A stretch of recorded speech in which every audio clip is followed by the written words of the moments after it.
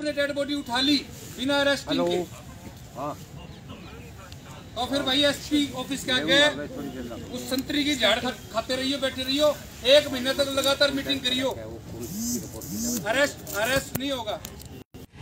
और जितने लोगों के तुम नाम लिखाओगे। नमस्कार, सिटी वीक न्यूज देख रहे हैं आप और मैं हूं आपके साथ साक्षी सोनी। इस वक्त हिसार के सिविल अस्पताल के अंदर मौजूद है और कल का जो मामला था मीरका गांव का, जहां पर एक व्यक्ति की मौत हो चुकी है, हालांकि 2 गंभीर रूप से घायल बताए जा रहे हैं, उसको लेकर के मामला गर्मा गया है और मीरका गाँव के सभी लोग यहाँ पर आकर के इकट्ठा हो चुके हैं। हालांकि अपनी अपनी पिछड़ा वर्ग जाति के समुदाय के लोग यहाँ पर इकट्ठा हो चुके हैं और कुछ ही समय पहले डीसी प्रियंका सोनी यहाँ पर आई थी, डीआईजी बलवान सिंह राणा यहाँ पर आए थे, इसके अलावा डीएसपी अशोक और डीएसपी चोगेंद्र यहाँ पर आ चुके हैं, उनके साथ भारी पुलिस बल भी यहाँ पहुंचा था। और आपको बता देते कि वकील रजत कलसन भी यहाँ पर पहुंच चुके हैं। हालांकि कहीं ना कहीं जो है कई बातें यहाँ पर निकल करके आ रही है, चलिए आपको उन्हीं की जुबानी सुनवाने की कोशिश करते हैं। जब भी एसपी या डीसी रैंक के कोई अधिकारी आते हैं तो उनकी तरफ से 2-4 आदमी खड़े मिलते हैं जो दिखाने की तो कोशिश ये करेंगे कि भाई हम तुम्हारे आदमी हैं, लेकिन उनका कंक्लूजन ये रहेगा कि किस तरह से डीसी एसपी के कहने पे इस सारे के सारे एजुटेशन को खत्म कराने का काम किया जाए। उन लोगों का यही प्रयास रहेगा कि किस तरह से यहां से डेड बॉडी उठवा दो। और जितने आदमी तुम यहाँ पे खड़े हो इनसे बात नहीं बनेगी। सर ये भी आ गया लड़की का पिताजी खारिज से, उस लड़की के साथ भी आज तक कोई वो नहीं हुआ। भाई साहब इस तरह के सैकड़ों केस हैं, सैकड़ों केस हैं जहां पे लोग इकट्ठे हो जाते हैं, एकता दिखाते हैं, वहां पे कार्रवाई हो जाती है, और जहां पे नहीं वो गदी गेड़ में गया मामला।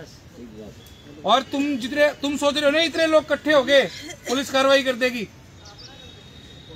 तुम्हारी यहाँ पे 200, 400, 500 लोगों की संख्या का पुलिस के ऊपर कोई असर नहीं है, कोई असर नहीं है। और अभी भी कह रहा हूं, अपने अपने तुम सबके पास मोबाइल फोन है, व्हाट्सएप है, फेसबुक है, अपने अपने परिवार वालों को, अपने साथियों को, समाज के लोगों को, रिश्तेदारों को टेलीफोनिकली सोशल मीडिया के माध्यम से लोगों को यहां पे बुलाओ। ये जो किसान आंदोलन है ना, ये जो किसान आंदोलन इन लोगों का सक्सेस हुआ है, ये केवल इसलिए सक्सेस हुआ है, इनकी संख्या बहुत ज्यादा थी, इनकी संख्या बहुत ज्यादा थी इसलिए सक्सेस हुआ है। और ये जो लोग तुमको मारने वाले हैं, तुम पे अत्याचार करने वाले, हरियाणा का रिकॉर्ड उठा के देख लो, जितनी भी अत्याचार की घटना हुई है हमारे साथ, उसमें से 90% केस अपने आप को किसान कहने वाली कम्युनिटी ने किए हैं। और इन लोगों को हमने, किसानों को, इनके धरनों पे जाके बिना मांगे समर्थन दिया इन लोगों को, और इनका किसान आंदोलन खत्म हो गया, और खत्म होता ही भाईचारा खत्म हो गया और ये सिस्टम शुरू हो गया, फिर मार धाड़। और एक बात और बताऊंगा आपको मैं, जो लोग समाज के साथ हुई अत्याचार की घटनाओं में हिस्सेदारी नहीं करते हैं, घर पे बैठे रहते हैं, ये कहते हैं कि हमारे साथ कुछ नहीं होगा, हमारा तो भाई जाटों के साथ, ब्राह्मणों के साथ, फलानों के साथ भाईचारा है, सबसे पहले अत्याचार का शिकार वही बनता है। ठीक लिए, इसलिए एकजुट हो जाओ, संगठित हो जाओ, और ये जो है ना, इसमें और ज्यादा लोगों को इकट्ठा करो तो जाके तुम्हारी मांगे मानी जाएंगी। नहीं तो डीएसपी एसपी आए थे ना यहाँ पे, केवल कॉलम पूरा करने के लिए आए थे, सीएम को रिपोर्ट भेजनी है इनकी, ये मौके पर हाजिरी लगाए, अब तो मौके पर जाए जनाब। ये सारा का सारा कॉलम पूर्ति का सारा बहाना है। और आपको बता दूं, जो हत्या करने वाले बहुत ताकतवर लोग हैं, और अभी अभी एक आंदोलन जीत के आए हैं, हौसले बुलंदी पे हैं, उनको पता है कि पुलिस वाले हमारा कुछ नहीं बिगाड़ सकते। जब मोदी हमारा कुछ नहीं बिगाड़ सकता तो ये क्या बिगाड़ेंगे। लेकिन आप लोगों के अंदर भी बहुत ज्यादा ताकत है। आप लोगों ने 2 अप्रैल 2018 को आंदोलन किया था, मोदी को नीचे झुकाने का काम किया था, और यहाँ भी सरकार को झुकाने का काम करेंगे, लेकिन संख्या ज्यादा जरूरी है। ज्यादा से ज्यादा लोगों को बुलाने का काम करो, और यहाँ से जब तक सारे अरेस्ट नहीं हो जाएंगे, हम लोग यहीं पे हैं, यहाँ से जीत के उठेंगे, हार के नहीं जाएंगे यहाँ से। तो सभी के सभी अपने लोगों को यहाँ पे बुलाने का काम करो भाइयों।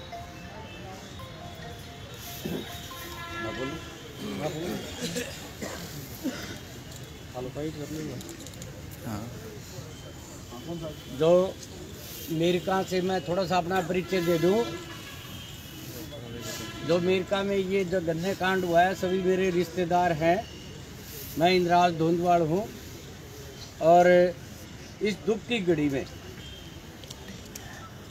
आपको विश्वास दिलाता हूँ, हम सब सारा समाज आपके साथ है। कोई आपसे इतना भी दूर नहीं है। और जो जितना ये जघन्य कांड हुआ है, पाशविक जघन्य कांड है ये पशु वर्ग का। ऐसा तो कोई पशुओं के साथ भी नहीं करता जैसा कि मेरे समाज के साथ किया गया।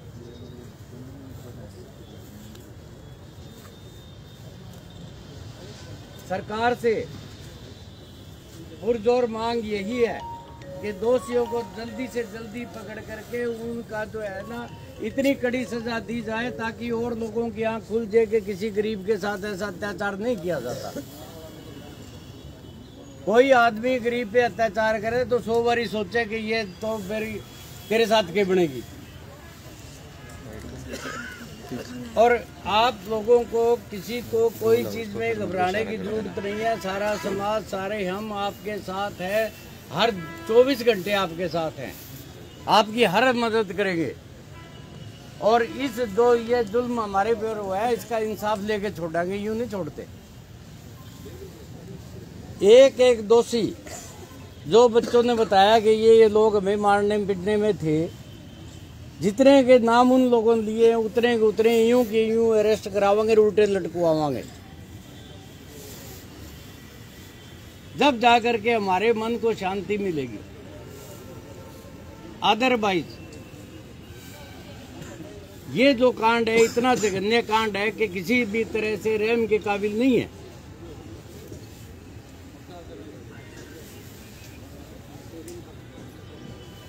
इस तरह से अब मान लो उनके ऊपर चोरी का ब्लेम लगाया, वो पुलिस में जाते हैं, चोर को तो पुलिस भी पीटती है। किडनैपिंग की है? सर 9 बजे से। अपहरण किया है, घर से लेके ना इनके नाम फर्स्ट में लिखवा देते कि हमारे को मेरे साथ यहाँ पर एडवोकेट रजत कलसन मौजूद है। आप इनको जानते ही होंगे, ये किसी परिचय के मोहताज नहीं है। हालांकि कुछ समय पहले आपने देखा था कि युविका चौधरी को हाथी खींच लाए थे ये। इससे पहले भी जो है कई मुनमुन दत्ता जैसे हो गई, उन्होंने जो है एससी कम्युनिटी के खिलाफ जो भी वर्ड इस्तेमाल किया था उनके खिलाफ अक्सर ये लड़ाई लड़ते हुए आए हैं। और आज मीरका गाँव के इस मामले में भी रजत कलसन यहाँ पहुंचे हैं। रजत जी, मुझे ये बताइए कि आज इस मैटर के अंदर आपको क्या दिखाई दे रहा है कि गलती किसकी है और क्या कुछ एक्शन होना चाहिए? देखिए जी, गलती तो बिल्कुल साफ क्लियर नजर आ रही है।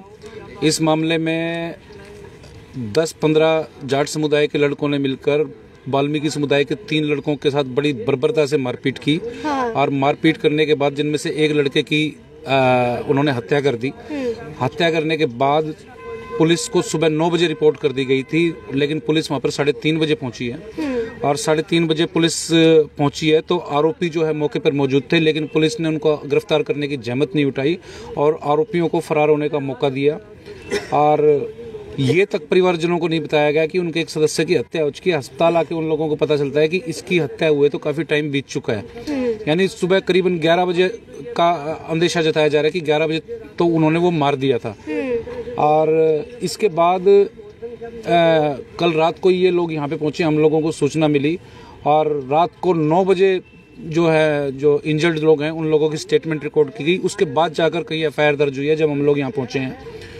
और सबसे बड़ी जो इसमें नोटिस करने वाली बात है कि यहाँ पर जो चौकी इंचार्ज है इस इलाके का, इसका थाना इंचार्ज है और यहाँ के जो डीएसपी साहब हैं और यहाँ के जो एसपी साहब हैं, सभी के सभी जाट समुदाय से ताल्लुक़ रखते हैं। आरोपी भी जाट समुदाय से ताल्लुक़ रखते हैं। और हम लोगों को पूरा अंदेशा है कि जो पुलिस अधिकारी जो इस मामले में इन्वॉल्व हैं, वो क्योंकि आरोपी उन्हीं की जाति के हैं, वो उनको बचाने का प्रयास करेंगे।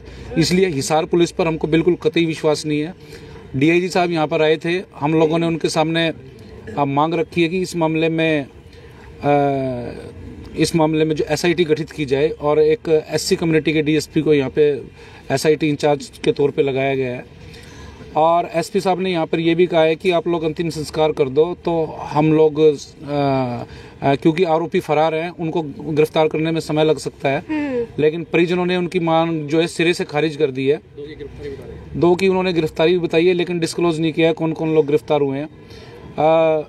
तो परिजनों को इस बात पे डीएसपी और एसपी और डीसी साहब दोनों यहाँ पे आए थे, परिजनों को किया जाएगा। लेकिन क्या आपको लगता है कि वीडियोग्राफी बना करके पोस्टमार्टम किया जाएगा? क्योंकि अगर पार्थ मामले की बात की जाए तो लगभग 1 साल के करीब हो चुका है, उसका बर्थडे तक आने को हो चुका है 1 साल मरने के बाद, लेकिन आज तक उसकी पोस्टमार्टम रिपोर्ट नहीं आई है। देखिए, पार्थ का जो मामला था, पार्थ के मामले में थोड़े से फैक्ट्स अलग थे, क्योंकि पार्थ के मामले में जो डेथ थी वो सस्पिशियस थी किस तरीके से हुई है, इसलिए उसकी रिपोर्ट एफएसएल और फोरेंसिक साइंस लेबोरेटरी में उन्होंने भेजी थी, उसमें उन्होंने टाइम ले लिया। लेकिन यहाँ पर तो सीधा सीधा आरोप है कि मारपीट कर हत्या की गई है, और जो भी इसमें क्लियरेंस होगी वो पोस्टमार्टम रिपोर्ट से क्लियर हो जाएगा कि किस वजह से हत्या हुई है। ठीक है, क्या आपको लगता है कि 21वीं सदी के अंदर भी आज भी जाति के आधार के ऊपर फैसले सुनाए जाते हैं? देखिए, आप लोगों के सामने है, बिल्कुल आप लोगों ने बिल्कुल इस चीज को बिल्कुल नजदीक से देखा है कि एक युवक पर चोरी का इल्जाम लगाकर उसको वहीं पर उसको जाट युवकों ने पकड़ लिया, उसको बंधक बनाया, उनके साथ मारपीट की, और पुलिस का काम भी उन्होंने किया, उन्होंने जज का काम भी उन्होंने किया, और उसको मार के अपनी तरफ से तो उन्होंने मौत की सजा दे दी। तो इससे ज्यादा दुखद यहाँ पे हो नहीं सकता कि यहाँ पर पुलिस भी है, जज भी है, कोर्ट भी है, सारी चीजें हैं, इसके बावजूद भी इस तरह की नृशंस हत्याएं, अमानवीय तरीके से हत्याएं हमारे समाज के लोगों की जा रही हैं। अच्छा, मुझे ये बताइए रजत कलसन जी, आपको इस मुद्दे के बारे में पता कैसे चला, और आज क्या आप यहाँ पर इनको न्याय दिलाने के लिए पहुंचे? इनका केस क्या आप ही लड़ेंगे? देखिए मैडम, इसमें जो पीड़ित जो युवक हैं, एक तो मृतक युवक है और उनके जो परिजन हैं, उन लोगों ने हमसे संपर्क किया था, और हम रात को ही 8-9 बजे यहाँ पे पहुंचे हैं। और जहाँ तक इस मामले में पैरवी करने की बात है, अब भी हम लोगों ने हमेशा कोर्ट के बाहर भी पैरवी की है और कोर्ट के अंदर भी पैरवी की है, और हम लोग इसमें भी कोर्ट के बाहर और अंदर दोनों पैरवी करने का काम करेंगे। और इसमें जो आरोपी है, जिन लोगों के नाम डिस्क्लोज हुए हैं और जिन लोगों के नहीं हुए हैं, सभी को नाम फाइल पे लेके आकर उनको इस मामले में, हत्या के मामले में जो भी सख्त से सख्त सजा है, फांसी तक की कैपिटल पनिशमेंट दिलाने का काम करेंगे। ठीक है, भीम आर्मी से मेरे साथ यहाँ पर संजय चौहान भी मौजूद है। संजय जी, मुझे ये बताइए कि आपकी कम्युनिटी के लिए अब आप क्या कदम उठाने वाले हैं? देखिए, आज पूरा हरियाणा प्रदेश नहीं, जहाँ जहाँ पूरे भारत के अंदर जहाँ जहाँ भाजपा की सरकार है, वहाँ आए दिन दलितों पर अत्याचार होते आ रहे हैं, और खास करके हरियाणा तो एक गढ़ बना हुआ है। इसमें देखेंगे जहाँ पुलिस प्रशासन की जो भूमिका रहती है, पिछले 2014 के अंदर एक ऑनर किलिंग हुई थी, उसके अंदर लड़का चमार जाति से था और लड़की जाट जाति से थी, और उसका मर्डर कर दिया गया था। उसके बाद जो पुलिस प्रशासन ने उसके जेठ को ही उस केस में इन्वॉल्व करके मुकदमा दर्ज कर दिया था उनके खिलाफ। वो केस सीबीआई में गया और ट्रेस होया, बाद में जो मुजरिम थे वो पकड़े गए। अब जो यहाँ का जो माहौल है, जो यहाँ का प्रशासन है, वो सब जाट कम्युनिटी से है, इसलिए हमें उनको ऊपर विश्वास नहीं है, इसलिए ये इसकी उच्च स्तरीय जांच होनी चाहिए। परिवार में से अभी इस वक्त कोई मौजूद है? परिवार के उनके सारे लोग यहाँ पे आए हुए हैं, भाई हैं, और उनके परिवार के सभी लोग यहाँ पर मौजूद हैं। हम उनके साथ हैं, जो भी आगे के जो कदम उठाएंगे, जो भी फैसला लेंगे, हम उनके साथ हैं, तहे दिल से उनकी मदद करेंगे। ठीक है, आपको बता देते हैं कि इस वक्त हिसार के सिविल अस्पताल के अंदर मौजूद और लगातार मीरका गांव का मामला गर्माता जा रहा है, क्योंकि जांच अभी तक नहीं हो पाई है। हालांकि लगातार कहा जा रहा है पुलिस की तरफ से कि पोस्टमार्टम कर जो है बाद में किया जाएगा, और अभी तक जो है, अगर रजत कलसन एडवोकेट की बात की जाए तो उनका कहना है कि वीडियोग्राफी के जरिए उनका पोस्टमार्टम किया जाना चाहिए, जिसकी भी मृत्यु हुई है। हालांकि पुलिस की तरफ से कहा जा रहा है कि अंतिम संस्कार कर देना चाहिए, लेकिन परिवारजन अड़े हुए हैं कि अभी तक उसका अंतिम संस्कार नहीं किया गया और ना ही किया जाएगा जब तक गिरफ्तारी नहीं हो जाती है। खैर, ये तो यहीं तक की खबर थी। अब देखते हैं कि इस केस के अंदर क्या कुछ निकल करके आता है। क्या ये एक कहीं ना कहीं जाति से आधारित मामला है? खैर, ये तो अब आने वाले वक्त के अंदर देखते हैं। तब तक ज्यादा से ज्यादा शेयर करते रहिए। नमस्कार।